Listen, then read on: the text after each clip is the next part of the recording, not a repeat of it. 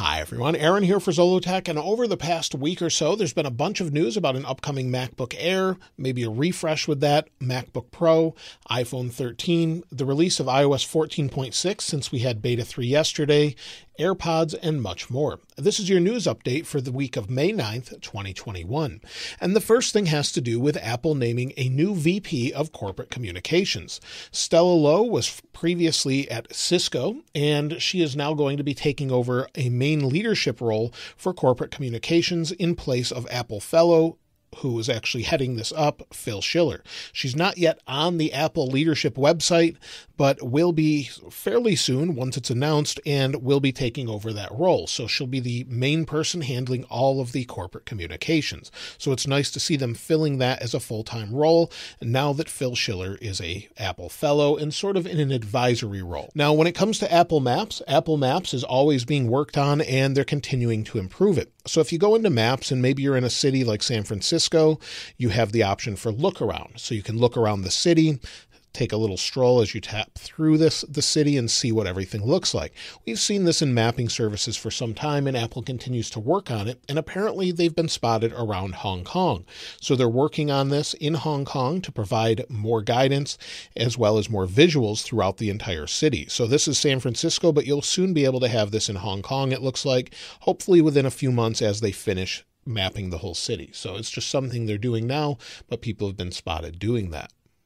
Also, when it comes to the new app tracking transparency feature, apparently only 4% are allowing apps to track. So under your settings, under privacy and tracking, you have the option to allow apps to request to track. Most people just leave this turned off, and that blocks all apps from tracking, but you can turn it on and then select apps individually. Only 4% apparently are actually opting to let apps track them. So that's according to Flurry, who's an analytics firm. So I think that's pretty notable that most people prefer not to be tracked at all. So I think that's a good sign. We don't want to be tracked around. We want control of our data, and I really appreciate Apple adding this and hopefully adding more privacy features with iOS 15. Now, within the code of iOS 14.6, Beta 2, and Beta 3, there's mentions of a new HiFi service from Apple Music, and that would give us higher quality audio that could be broadcast over AirPods Pro or AirPods Max, for example, or maybe plugged in headphones. So you would get the higher quality version similar to services like Tidal, for example, or the different higher resolution audio that you get from other services that are out there as well. So I would love to see this, and according to McGuire Wood on Twitter, the service will offer lossless audio using the ALAC codec, or Apple Lossless Audio Codec, and may be free to Apple One subscribers, but might cost a little bit more if you just subscribe to music alone, for example. So that would be great. Again, it will probably only work with the AirPods Pro and AirPods Max, and it could be shown at WWDC or maybe even earlier if it's in 14.6, but it seems to be something you could show in a month at WWDC with iOS 15. But I would love to have that offered within Apple Music, since that's what I use, and it would be great to have higher fidelity audio. It's something I appreciate, whether you're using your iPhone or a separate DAC to encode that audio and amplifier. It'd be great to have that higher resolution audio. So I can't wait if they actually do that.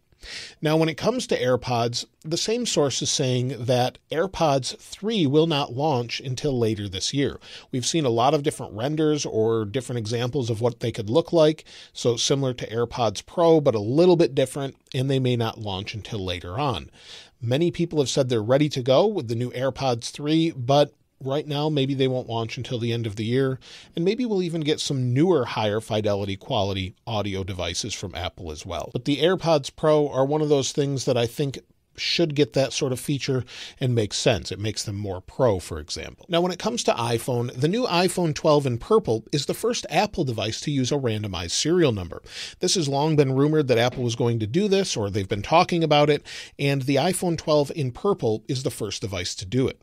I found this in settings. If you go to settings and then you go to general and then about, under the serial number is now 10 digits and randomized. So before it was 12 digits on all the other devices. Now it's 10 digits and it's a random serial number. So that's something new with the iPhone 12 in purple and specific to this device. So that's something they've changed and they'll be doing that moving forward on all of their devices. Now, when it comes to iPhone 13, well, the new iPhone 13 is apparently going to be a little bit thicker. Now, this could be a good thing based on maybe room for a larger battery, but it looks like it's going to get a little bit thicker, not only on the edges, but also the camera bump.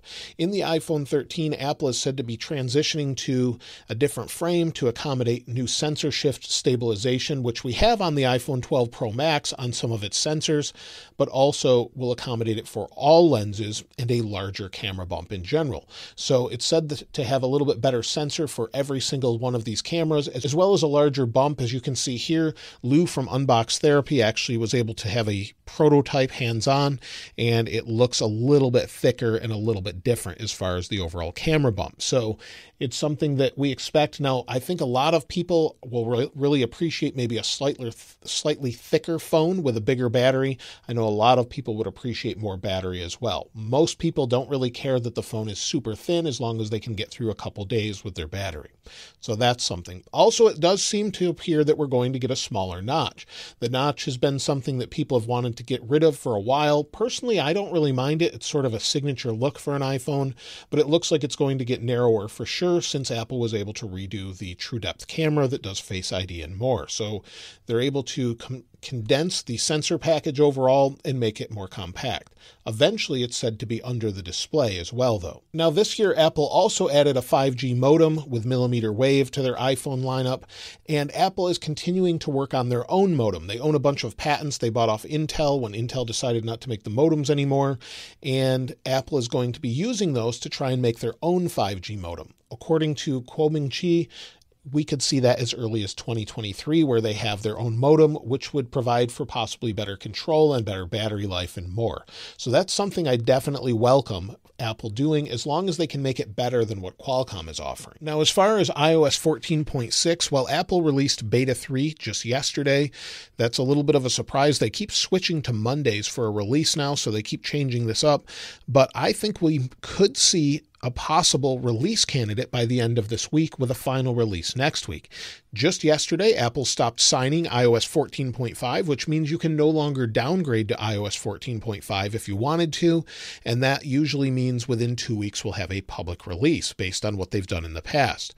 So based on that, we could see a release candidate as soon as the end of this week or early next week, with a final release before the 21st. The reason I say the 21st, if you haven't heard me say this before, is because Apple is releasing the new iPad Pro with a mini LED display, which needs 14.6 to support it, since that's what adds support for it, as well as macOS 11.4, where it adds support for the new iMac that Apple's coming out with. So those things require updated software versions. Now, they could come out with, say, a 14.5.2, 0.3, or whatever they want, 14.5.5. We've seen things like that before, where it would support that device until we get 14.6. But I think based on what we're seeing right now, expect 14.6 very soon, along with the new podcast subscription and more. And then, of course, all those new features at WWDC with iOS 15 on June 7th. So that's something to look forward to, of course, with supposedly widgets and more, and a whole redone home screen on the iPad. So I can't wait for that. Now, when it comes to the new MacBooks, according to John Prosser, Apple is working on new color designs for upcoming MacBook Airs. So what that means is it would have similar colors to what we have with the iMac now, but just be on the MacBook. That makes a lot of sense for a MacBook Air, since Apple is going the route of colors again with the iMac.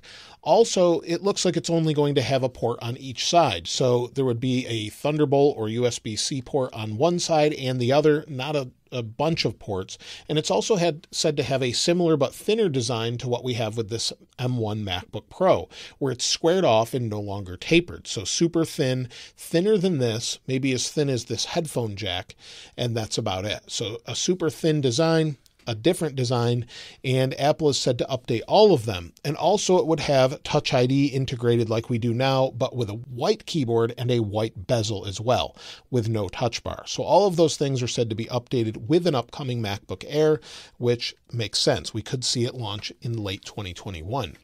Now, also, we could see very soon MacBook Pro. We could see them as soon as WWDC or maybe later this year, and a new 14 and 16-inch size with a mini LED display like that of the new iPad Pro. So the new iPad Pro is going to gain a little bit of thickness, have a new mini LED display, which allows for much higher brightness levels as well as better contrast and more, with better blacks in the background, more color accuracy. So I can't wait for that. And according to Digitimes, production is increasing on those mini LED displays, so we could see those very, very soon. Also, because the display may be a little bit thicker for mini LED, maybe we could finally see Face ID on a MacBook. I would welcome that. It would be great to have that on a MacBook. It makes a lot of sense.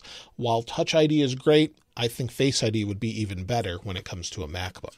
So I'm looking forward to all of those things launching this year. We will see new M1 derived Macs, since Apple is replacing its entire Intel lineup with M1 or their own Apple Silicon, whether that be M1X or M2 or whatever they decide to call that. So we will have the new M1 iPad Pro coming very, very soon, with a new mini LED display being the first device to have that display, and it should trickle down to 14 and 16-inch sizes of the MacBook Pro as well. So I can't wait to see what Apple has there.